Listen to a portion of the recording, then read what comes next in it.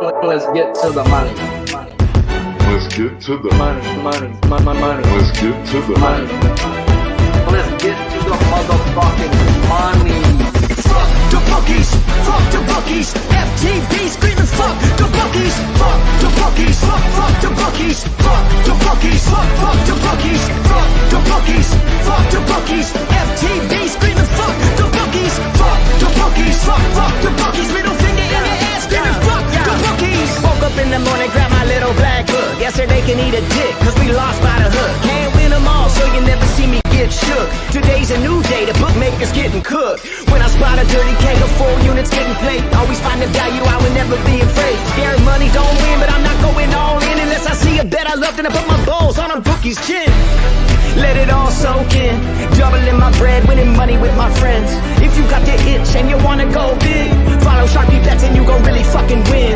This is not financial advice, it's entertainment. But if I find the right price, believe I'm parlaying it. You can see my spreadsheet, I'm winning, not just saying it. Profit in the green every week, I'm never negative. I can bet an ace or a shitty all picture.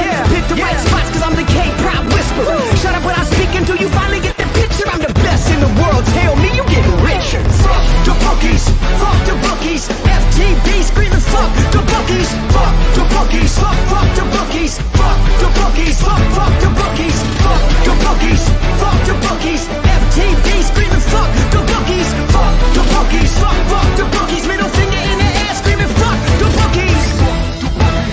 Let's get to the motherfucking monies. Catchphrase, I'm easily top 2 and I ain't number 2. Yeah. Yeah, welcome guys to season 3 of The Balking Dead on this beautiful Tuesday. I'm your host Sharpie's Bets, and this is the best MLB prop show on God's green earth. And it's the beginning of our week here, and you know what that means. We got us a little ribeyes with Mike to hold us over, as well as the same pitching props that we always talk about. This show isn't sponsored by not a damn soul, and we're doing this out of our own generosity, so I do appreciate those who do show up and have found their way over to my channel. This show is Tuesday, Wednesday, and Friday, 3 p.m. Eastern, 12 p.m. Pacific. On this show, we will talk the opening lines of pitching props as well as the closing K-prop line 30 minutes prior to the show going live. Of course, we're going off of 23 numbers just for a few more days. So do me a favor, if you like what you're hearing, smash that like button. If you're new to this channel, please hit that subscribe button as well. Drop your best bets in the chat, and at the end of the show, I will read them off as long as I do see them. Yeah, that was a nice little rip before the show got going, baby. First guy up on the board we're going to talk about is Logan Allen versus the White Sox, striking people out last year 22% of the time while walking people at a 9% clip. Morning line, was 4.5 minus 152 at BetMGM. The best line available to that 4.5 is at minus 155, and that is still on MGM. His pitching outs are at a 16.5 minus 119 juice to the over, whereas earned runs are at a 2.5 minus 135 juice to the under. Lineup is out, 8 righties and 1 left-handed bat. Logan Allen gets his 3rd start of the year after coming off of 6.2 innings of 0-run ball with 6 punch-outs in Seattle. And his velocity is right where it needs to be. And his vertical and horizontal break on every pitch is up drastically from last season, which is a telling sign of what he did in the minors, where he averaged a 30% strikeout rate through his 2 years there. Now he gets the White Sox, where last year he's seen them 4 times, both back-to-backs, and he never had more than 5 strikeouts in any of those games. Yet he did pitch well in 3 of them, with the second game of the back-to-backs always being better than the first. Now we get a juiced out 4.5 if we want to get in on the over. And now this ain't the same old White Sox team as last year, guys. So let's just go check out the batter versus hitter stats. And there's only 3 guys in the projected lineup with at least 5 at-bats and a total of 30. Benintendi, Vaughn, and Moncada have only struck out to Allen at a 13.3% rate. And those are 3 of the top 4 projected batters in the lineup. Now, the White Sox have only had 63 plate appearances versus lefties this year, and I personally like to look at 200 or 30 days, whatever comes first. And the White Sox are league worst at striking out at a 35% clip right now. now, bottom 10 in isolated power at just 119. So let's go see what starters they have seen that we would bet on and see if we can get in. And they have seen a few they have seen one we would bet on. His name's Tarek Skubal, where he went 6 strikeouts in 6 innings, yet he was pulled on a low pitch count. And they missed Cole Raggins when they played the Royals. So all in all, guys, I get it if you're on the over, but if your book offers live betting, I would see if he goes through the first inning with 0 strikeouts. This was strictly all my write-up before the projected lineup, as I was going to look to get in live guys. That's shit. They were projecting 3 guys who don't strike out to this man in the top 4. And then these dumb jackass cuck mother truckers went out and sat Mancata today once the lineups came out, dropped Benintendi to the 7 hole or to the 5 hole, and then they put the 3 guys that we know are a golden sombrero walking at any given moment, batting 7, 8, 9, and Maldonado, Pilar, and DeJong. So I get it if you're on the over, guys. I'm just not willing to pay up the juice right here personally. But also make sure that if you're going to be on this game, go check the radar map on the weathers at least 30 minutes before the game and make sure you can see at least 2 hours of no rain. They are projecting there could be showers. And we all know the worst thing to betting an over on a K prop is besides injury, is Mother Nature herself, guys. So very careful if you want in on that over. But what seemed to be an under at first with what could have been this lineup is a no way would I go under, especially with how much his spin rate is up, how much his break is up. This dude's looking like he's going to be turning a corner, and it might be today, if not really soon. Shout out to the chat, guys. If you haven't already, do me a favor and smash that like button as we get into the next pitcher on the board. And that's Frankie Montas. And he gets the Brewers, where he's striking people out last year or 2 years ago at a 23.5% clip while walking people 7% of the time. He was hurt last season, so there was no way I was going to look at that. Morning line was 5.5, minus 110 at DraftKings, where the best line available is the same, and it's still at DraftKings. His pitching outs are 17.5, minus 130 juice to the under, whereas earned runs are at a 2.5, minus 161 juice to the over. They're saying he's given up 3 runs in that little bandbox today. Projected lineup is 5 lefties and 4 righties. Montas, guys, he's been solid so far, but he hasn't looked like the guy from 2022, as all of his vertical movement has been up a little, but yet all of his horizontal movement has been down drastically. 1% on his fastball, cutter, and sinker, 2% on his slider and split finger. And in his first 2 starts, he was set at a 4.5 on his K prop. And he went 1-1. Cashed in last week versus the Phillies when they had some major juice on it, and he only got 5. So now we get a 5.5 versus a Brewers team who's been walking at a good percentage, striking out middle of the pack, and they're top 10 in isolated power. So let's go see what starters they've seen to see, have they been freaking good to some starters? As they open the year versus the Mets, guys, and Singa's on the IL, so I'm not looking to bet no right-handed pitcher on the Mets.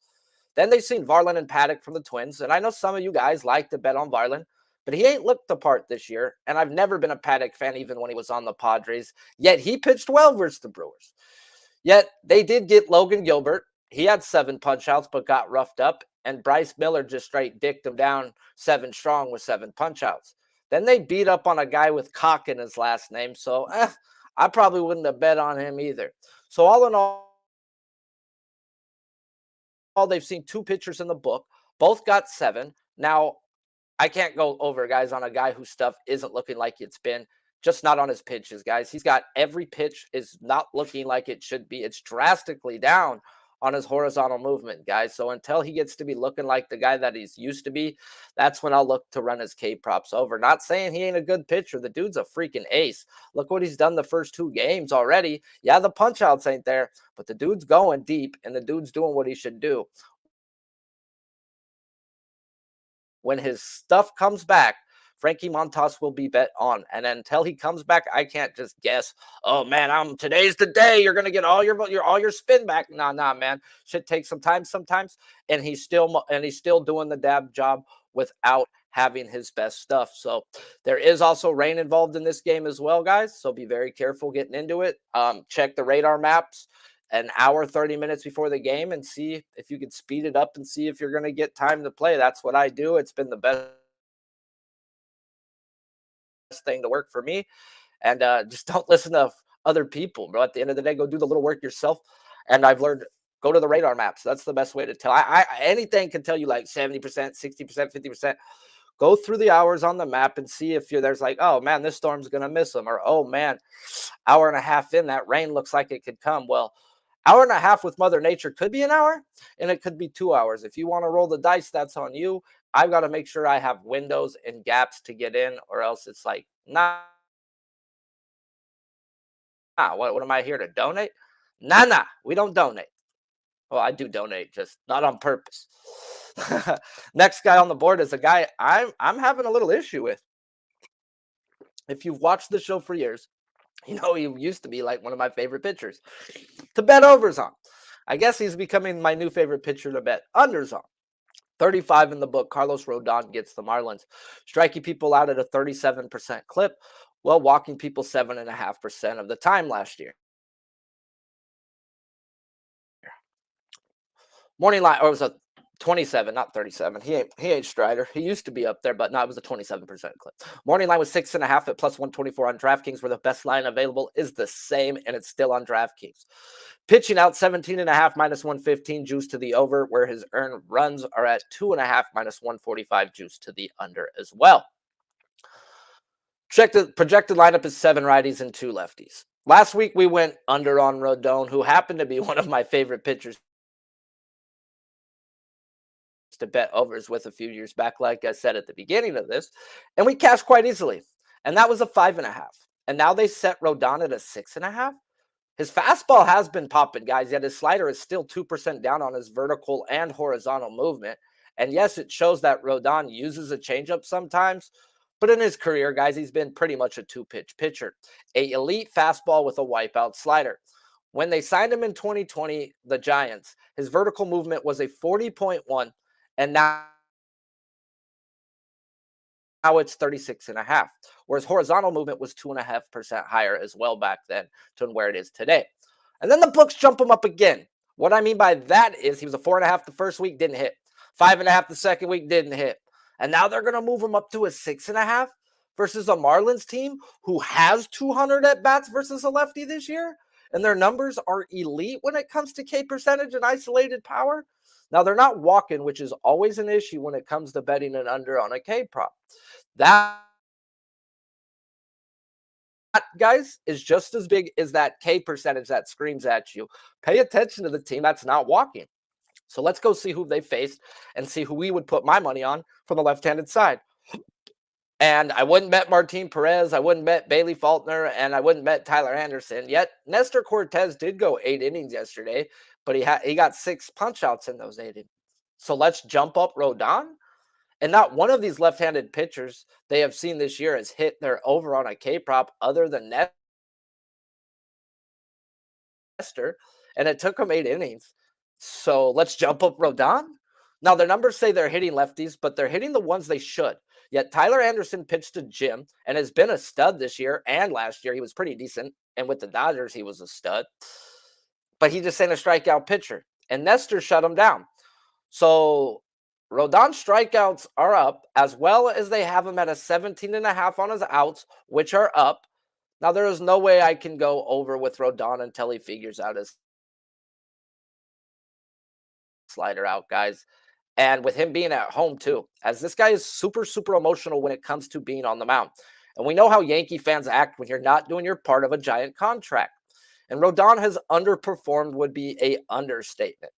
And I don't know if it's because of that or if he's just a pansy at home. I don't know, guys, but his K percentage last year at home was a miserable 17.5% K rate compared to 27.5 on the road. Now, when I checked last year in Rodon, when he went 6 innings or more, like the books are saying he's going to go today, as his innings prop have been at a 15 or a 16.5, and now they want to bump him up versus a team that's crushing it. So they're saying he's going 6, guys. He is 7-2 to the over. He played 9 games where he went 6 innings or longer last year, guys.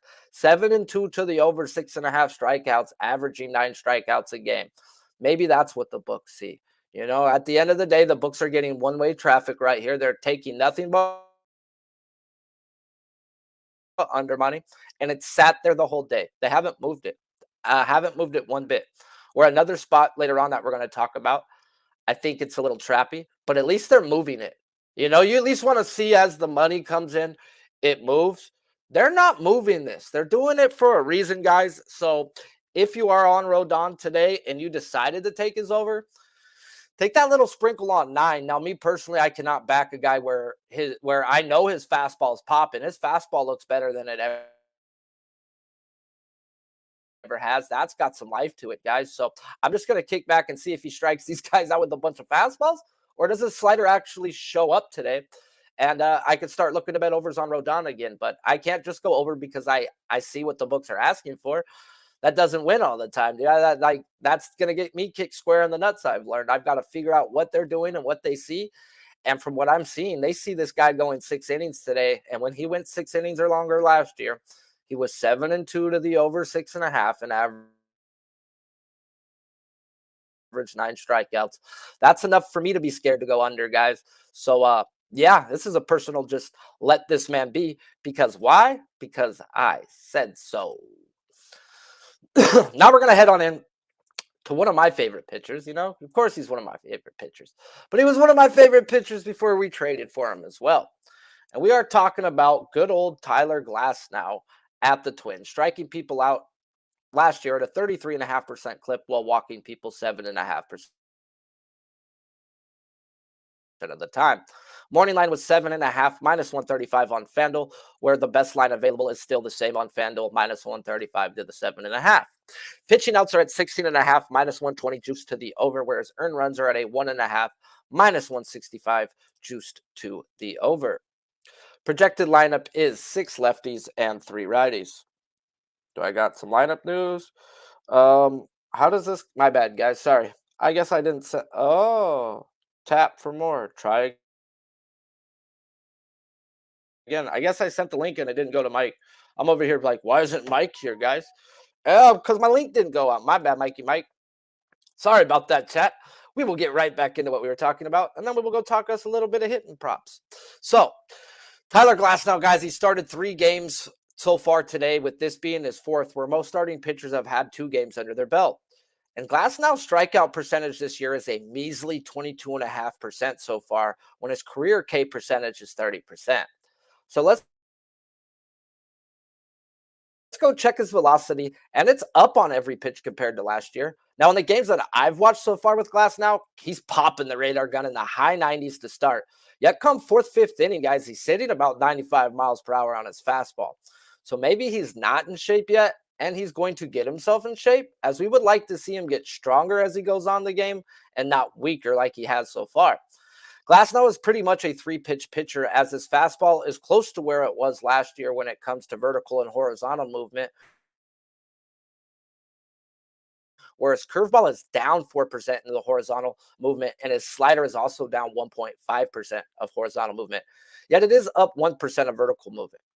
And that's why he's only striking out right-handers right now at a putrid 17% of the time compared to 34% last season.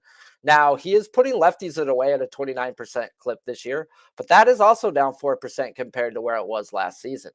But righties ain't hitting this man this year, nor last year, where batting averaged against on-base percentage and slugging is lights out both ways, but it is better versus the right-handed side still this year. Now, the projected lineup the Twins are looking to send out have 6 lefties in it. And when Glasnow right now, when he's right, he does punch out righties better. But so far this year, he's got that 29% K percentage versus the left-handed side. When he's right, it's just a 1% difference favoring the right-handed batters. Yet, we are in this season where his breaking balls just ain't been where they should be, and he is struggling to put away righties. So let's go look at the past history. Is there only 3 people who have at least 5 at-bats versus him: Correa, Vasquez, and Santana. And they're all striking out at a 40% clip in their 24 at-bats combined. As the numbers are getting close to where I like to track them, let's go see how the Twins have fared versus righties this year. And they've been straight ass, guys, other than their 9.6% walk rate. They're striking out 27% of the time with an isolated power of just 102. Trash, trash, trash, and more trash. When it comes to K percentages, guys, guys. 24 is bad. 27 is when we look to put the knife in. And the isolated power at 102, let's just put this in layman's terms. Only the Mets have a worse isolated power than them this year. And we all know what direction the Mets are going in. So let's see what pitchers they have seen that we would bet on to see if their numbers are real or if they actually should be worse. As they open the year versus the Royals, who don't have a right-handed pitcher I would bet on, they've seen the Brewers and didn't get Peralta. Bibee had himself a 9-piece where the Cookie Man had himself 6 and 3 innings on just 78 pitches. So they've got bad numbers, and they haven't even seen a frontline starter yet, guys. So at the end of the day, I want to back Glasnow here. I want to get in, but I cannot bet a guy who's down with his slider and his curve drastically with his horizontal movement right now. Glasnow should be able to just pump 60% fastballs and hit 8 strikeouts versus this team. This team whiffs. They will miss in the zone, but if he gets to try to get them to go fishing, his shit just ain't playing the way it should be right now. Now, with the 6 lefties they have projected in the lineup, it's playing towards lefties still. It is playing towards lefties. Now, a lot of you guys have Prize Picks. If you have Prize Picks, I'd look at Glasnow's first 2 innings over on strikeouts, where we know he's hitting 97 on the radar gun. I need to see at least I need to see Glasnow healthy. I know he's working himself in the shape, but like I said in the beginning of this write-up, he's starting the game 97, 98. He's finishing the last inning or 2 around 94, 95. And I just can't have that. I need to see that, maybe a mile per hour drop off, but that's too drastic for me. And the spin rate, the drop off on his breaking pitches right now, that's enough for me not to be chasing a 7.5. But it's still either over or nothing. It's Dodgers minus 1.5 today or nothing. And that might be the bet that I go look to bet when it's all said and done. If I do pull the trigger on the minus 1.5, I will tweet that out, as I do give out all my bets on the days we have this show. But they're not hitting righties. I just don't know if he's going to punch them all out. If he decides to go heavy fastball, he can get them. Now, if his shit comes back, Glasnow's going to do the damn thing today. But these Twins just ain't hitting. They're not a good baseball team. Their lineup has some good. They're the freaking Los Angeles Angels, guys, of the East Coast or Central, whatever you want to call it. But they got big names that just don't perform, is what I'm getting at. Now we get to the part of the show where we talk us some hitting props, guys. Not just City Man would do for the best MLB prop show on God's green earth. Nah. We had to find us the last Megalodon living. So without further ado, let's talk us a little bit of hitting props, fellas. Megalodon, the size of really 2 school buses. Are they extinct? Are they extinct? That's the big question. What's the new evidence now? A satellite photo near Sao Paulo. When you compare them next to the first photo, I'd say that's a 70-foot shark. Woohoo! 70-footer, Sharpie. Man, Let's my go, bad, my bro. guy. What's up? I sent it to you, and then it said didn't send. I was like, I'll just drop in the chat. Bro. I sent it to you, and then I looked over. I looked at my phone. I was like, "Where's Mike at, bro?" And then I was like, "It didn't send." I was like, "Fuck." But it's always great to see you. Tuesdays are a blessing. You bring the same type of energy I have because you love this fucking sport. So let's talk baseball. Let's get into it. We're just a couple weeks away from when I get pretty jacked up about the data that we have out there. You know, and what we've been doing here early in the season, Sharpie, we're auditioning the new hitting staff here, and you know, we've had intermittent success here. Of course, we know, you know, this Cleveland Guardians lineup looks like they're just loaded. Everyone wants to mash, but they're going to tax you for it there. Minus 110s, minus 115s. You know, on the other side of things, though, another team right down the street that I want to start things off and open up with here. This Brewers and Reds game, not too far away from them boys in Cleveland, bashing the ball all over the place. And why not just kind of throw it down one of the best hitting ballparks in Major League Baseball? Why not take advantage of this opportunity? And, you know, we're going to go to the home squad here. Granted, I think there is a lot of merit when it comes to, you know, recognize that in that 9th inning, you may be losing those bats. Why we got to capitalize up front here? And I've got 9.2 miles an hour blowing out one of the best hitter ballparks in Major League Baseball.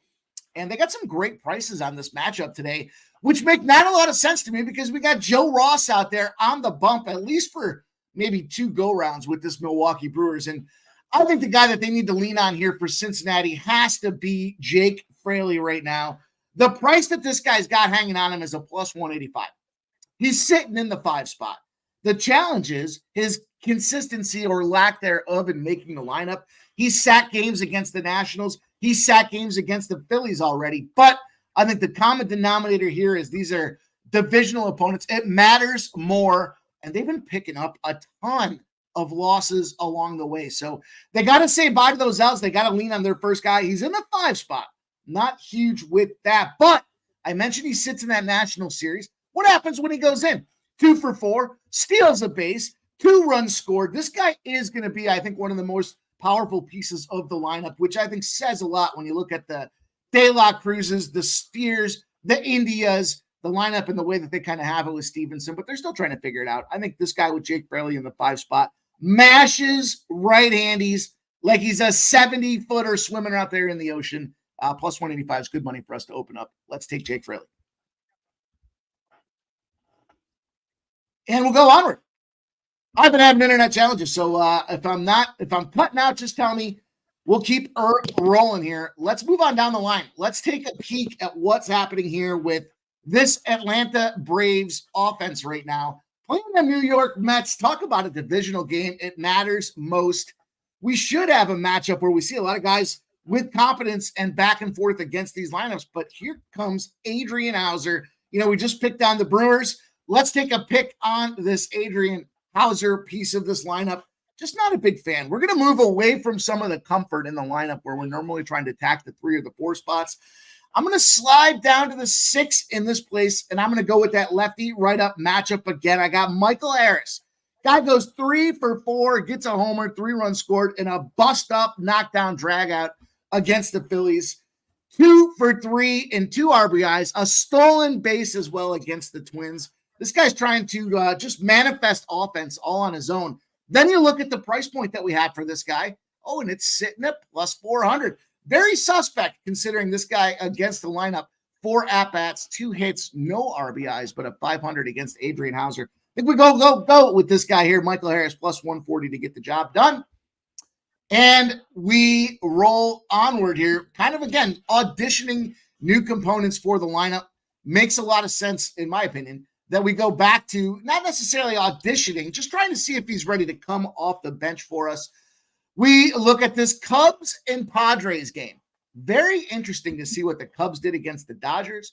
Here we go with the Padres. Yesterday, I was a big fade on Yu Darvish. I think he's huge garbage this year, Sharpie. You're the pitching guy. I'll lean on you for that expertise. But I do know when you look at this batting lineup for the San Diego Padres, no reason these guys shouldn't kill and scare the shit out of anybody. Doesn't matter which part of the lineup you're looking at there. We're going to look at the second spot, though, in the lineup here. We're going to go to Fernando Tatis. He's priced in the boo-boo spot. He's a 145. Here's the thing about Ben Brown. Not a lot of experience for this young guy out there. And we want to capitalize on that because I believe we get at least 2 smacks or 2 looks against Ben Brown with Fernando Tatis sitting in the 2 spot out there. The thing about Tatis, and why I mentioned him coming off the bench, was his last go around. The guy dealt with injuries. You know, last season, we didn't see him hitting the ball with all that velocity or that output that he was looking for in past. And I think that day is gone here. I just saw recent numbers, 116.7 striking power right now. His prowess is back. He's ready to go. And Ben Brownie is going to get touched up. I think it's going to be a tough day for him. San Diego, despite the struggles with Yu Darvish out there, still scored 9 runs that last get-go about it. And we got another over-friendly ballpark. Overs, Petco Park, 5, 2, and 1. Should see multiple opportunities, multiple runs. Give us Fernando Tatis at 145, Sharpie. And then we're going to close her off. We're going to go right down from old Sharpie Way there. And we're going to hone in on former Sharpie Way. This LA Dodgers Minnesota Twins game, I don't know what you want to say here. We've got almost 12 miles an hour of hitting conditions going out to right. I get it. Mookie Betts, Freddie Freeman, Will Smith, Hernandez of all guys. 2 Hernandezes. You got a double dipper of Hernandez, but we got to go back to the man here. He's going up against Louis Varland, probably the worst major league start in baseball this season. 89 pitches, 4 innings. He allowed 3 earned runs and a home run out there to kick off his season, Louis Verland. Why not take advantage of Shohei Ohtani in this number here? Price like you should go out there and produce for us. It's a plus 125. Definitely the lower end of the equation out there, but a guy that I do feel pretty confident with. And we got a plus 125, a 185, a 140, and 145. I think that's good spots to get us paid today, Sharpie, and start to make a dent in this RBI season. That's a nice little faux pack McGack, though, my boy. Let's go. Yeah, for all you guys showing up for the recap, he's going to start his day off with Jake Fraley of the Cincinnati Reds at a plus 185. Then he's going to head on over south of where I'm at now and take himself a little bit of Michael Harris of the Atlanta Braves at a plus 145. And then he's going to go over to San Diego. And where they changed the ballpark to be an over ballpark last year, but it didn't pan out. But like Mike said, it's panning out this year, and he's going to grab him, the juicer himself, Fernando Tatis, and he's going to finish him day up with a gambler, Shohei Ohtani. Yeah, Mike's head's in the gutter. Leave him alone, but he's here to cash tickets. We ain't here to judge your personal life. We're here to cash RBIs. Mike, let them know about your show you got going on Monday through Friday on Pub Sports, and then what you got going on the weekends on your channel. Well, yeah, we're brewing and stewing on what's happening here in Major League Baseball season as we get rolling. But we've got ourselves a little bit of NHL left. We've got a week left in the NHL. We've got a big NBA slate here for the next 2 weeks as well. At PimSlapPOD over on X. Follow me anytime I go live. You'll be in the know. We got a little thing called Last Call Monday to Friday, 6 p.m. over on Pub Sports Radio, giving you guys all the breakdowns you need for last-minute injury, news analysis, angles, trends. Try to come up with something unique on every single play that you haven't heard anywhere else. Is a little validation to get that cash. And then Saturdays, we live stream, we ball out. We're going to look at the schedule here. Shout out to my brother. He's going to be on his honeymoon the next couple of weeks. But, man, we have been kicking ass and taking names, starting with the UFC, nailing all things sports on Saturday Night Sports, Sharpie. I know I'll see you up there soon too, my guy. Yeah, bro, I'm quitting on Saturdays, bro. Like, I told him I don't want to work the weekends for you, brother. Like, I need the weekends off. Like, I don't need the money, bro, but you're killing me. I'm supposed to get some poontang, bro. I need some. Yeah. All right, my boy. I appreciate you, bro, and I'll see you next time. Sounds good, brother. Be good, everybody. Peace. Goodbye. Megalodon, the size of really 2 school buses. Are they extinct? Are they extinct? That's the big question. What's the new evidence now? A satellite photo near Sao Paulo. When you compare them next to the first photo, I'd say that's a 70-foot shark. 70-footer, a magooter. Let's talk about the next guy in the book, guys, where we got Nathan Eovaldi versus the A's, where he's striking people out last year at a 23% clip while walking people 8% of the time. Morning line was 6.5. Minus 132 on FanDuel, where the best line available now is 6.5 minus 140 on FanDuel.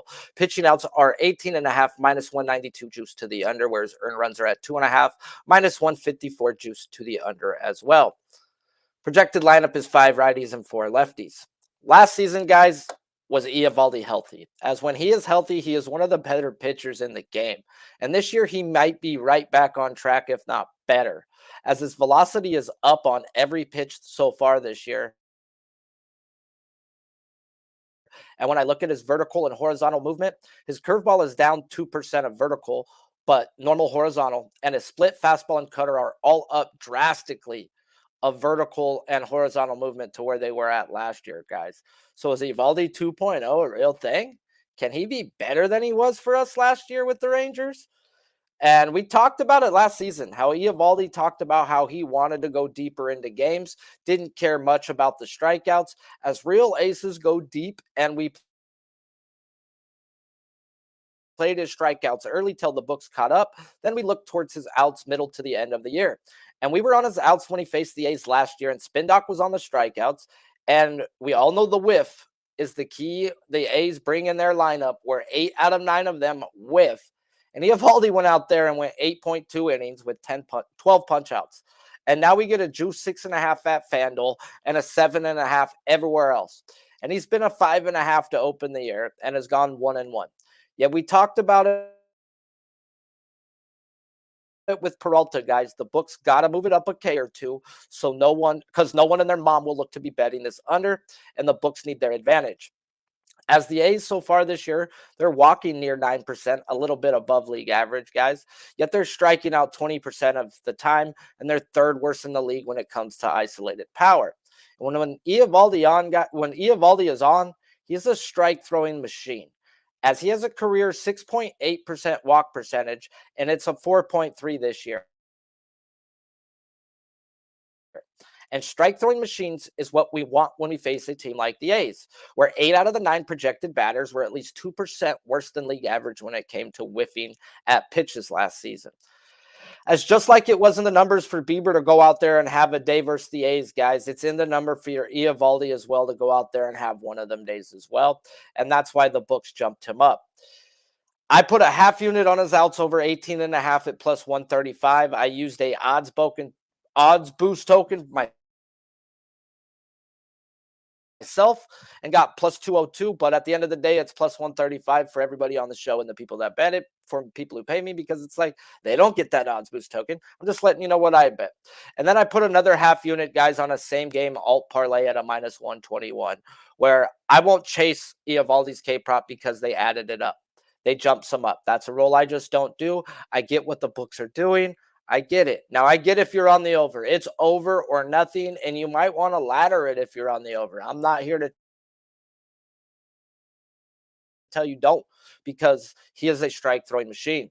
So I think he goes 7+ innings today. And then on the alt parlay, I went and took him down to 6, where he should be at. I get the 6.5, but he should be 5.5 or a plus money to the 6.5.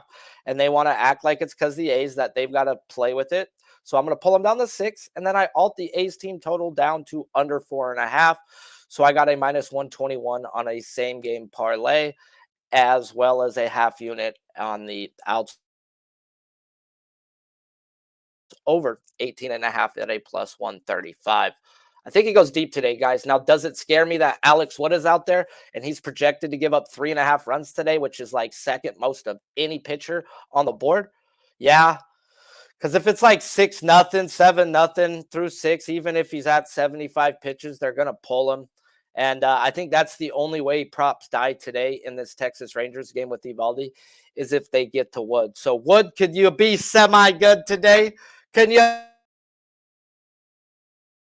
be semi-good today, my friend?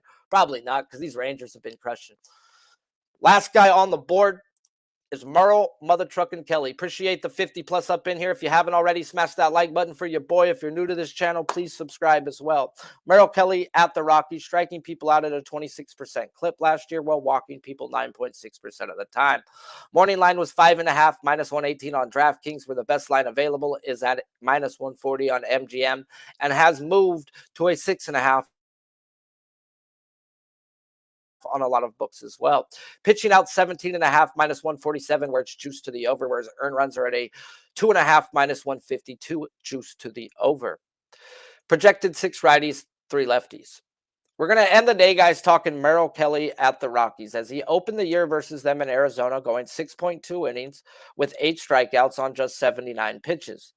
Now, this isn't a back-to-back, but I do like to look at teams that are seeing the same person in 15 days, and I look at that as a back-to-back the way I bet. And I got to roll on back-to-backs. If you go high the first time, I got to look lower, let go, and vice versa if they go high the first time. That is unless they have proven they can handle it. And that's the best thing about baseball, guys, that we have data to look back on most of these pitchers, and history tends to repeat itself. And he had 2 back-to-back starts last year, one in the playoffs where he had 6 the first game. That's an average days, so you can look to go over. And he ended with 8 in the second game. The other was versus the Dodgers, where he walked himself out of the game. Then he got rolled up and smoked in the other. There's really no harm, no foul when it comes to Kelly versus the Dodgers, as he's always struggled versus my team, as he has a career 5.5 ERA when facing the Dodgers. But on the other hand, it's the Rockies. He's owned them since May 2021. He's seen them 9 times, going 6 or more innings the last 7 outings versus the Rockies. In his last 7 outings versus the Rockies, 3 of them have been at Coors Field, where he had a 3, 5, and 11 strikeouts, respectfully. As I want to back Kelly here, he has shown he can pitch in the thin air of Colorado, and that means something. Now, Moreno is one hell of a catcher, fellas, as I've seen this guy throw out the game plan and go with what's working and go with what's working. And in their first meeting versus the Rockies last year, it was just the second time catching Kelly, and he had 5 punch outs. Yet the second game where he caught him was in August, so they had plenty of time to work together, and he went out and had himself an 11 punch out day. Now, do we want to bet this 5.5, as it does seem a tad low, as he was a 6.5 versus the Rockies 10 days ago and had 8, and now they dropped to a 5.5, as if they want the over money? Now, like I was talking about with Rodon, that number staying ain't moving. They're completely taking all the under money in the world, and they're like, we're fine with that. At least this line's moving is what I'm getting at. It opened up at a -118, and it's moved to a 6.5 on most books. But in my opinion, it should have opened at a 6.5. They didn't fuck with Gallen's number. Gallen was the same first time versus the Rockies, second time versus the Rockies. So it's not like you could be like, hey, it's home road, so they're adjust. No, they didn't do it to Zach Gallen. So why did they drop Merrill Kelly down a strikeout versus a team that he just had 8 versus 10 days ago? So, and I explained it to you at the beginning of this breakdown, the way I go. It's either if they go high, I've got to go low or let it go. And I'm not going under versus the Rockies versus Merrill Kelly. So it's strictly just to let go. Where I will be looking to run as outs, if anything, once the lineups come out, is this guy has gone 6+ innings 7 straight times versus the Rockies. The last 7 times he's faced them, with 3 of them in Colorado. Yes, I was on Gallen's outs yesterday. Gallen got popped. Well, if there's a day they need their pitcher to go a little longer, it would be today, because Gallen sure as fuck didn't help the bullpen out. So I will be looking to run Merrill Kelly's outs over today. Yes, it's ballsy. It's in Colorado, but I've got to ride with what these guys have shown me, and that is that they can pitch in Colorado. And Merrill Kelly looks just as good as he was last year, if not better. So lineups pending. I will tweet out what I do with Merrill Kelly. Appreciate the chat for rolling in, fellas. Let's run through, see what people have. I believe Cover Kings has given out Glass now over 7.5 strikeouts. We've got our boy Noli Nose popping in here with a bet too. Where'd that one go? He's on the Montas looking fit. That's the big deal. Yeah, it is, buddy. We know that. He's on the White Sox Cleveland game under 9, full game under 9. I like the way he attacks that. He's explained that to me, how he gets down on these White Sox games. So definitely see what you're seeing. That means you think Logan Allen's going to deal, and that means you should probably look towards the over on his K prop if my boy Noli Knows thinks that Logan Allen is going to go out there and do his part of the game, and obviously thinks most pitchers are going to do their part of the game. Only 2 bets that I do have in right now. I will tweet out the other action once we have some lineups, but I'm on a half unit over 18.5 at plus 135 on Nathan Eovaldi's outs. And then I have that same game parlay with 6 strikeouts from Nathan Eovaldi and the alted up team total of the Oakland A's under 4.5 at a -121. I think it's Nathan Eovaldi day. I think he's going to go do the damn thing. I just need Wood to be semi-good. Appreciate you guys all for tuning in. If you haven't already, smash the like button. As this show isn't sponsored by no one. I do this because I fucking love baseball, and I appreciate everyone who's helped me get to where I'm at. So this is my give back. I literally take 4 or 5 hours to type everything out. I do my own write-ups. I don't pull none of this out the freaking air. No fiffity, poofity, none of that crap. So appreciate you all for coming in. Smash the like. It is every Tuesday, Wednesday, Friday at 3 Eastern, 12 Pacific. I will drop all my bets on those days. If it's not during the show, I will tweet them out. I will try and drop best bet videos, even though it's been terrible every time I bet one. But I put my own money on it. And if you would like to join Team Sharpie, guys, and get my bets when I get them, go ahead and DM when I put them in. DM me on Twitter at Sharpie's Bets. And until tomorrow, guys, let's fucking roll Nathan Eovaldi to the bank, baby. Let's roll them up, baby. Let's get to the money. Let's get to the Money. Let's get to the Let's get to the motherfucking money.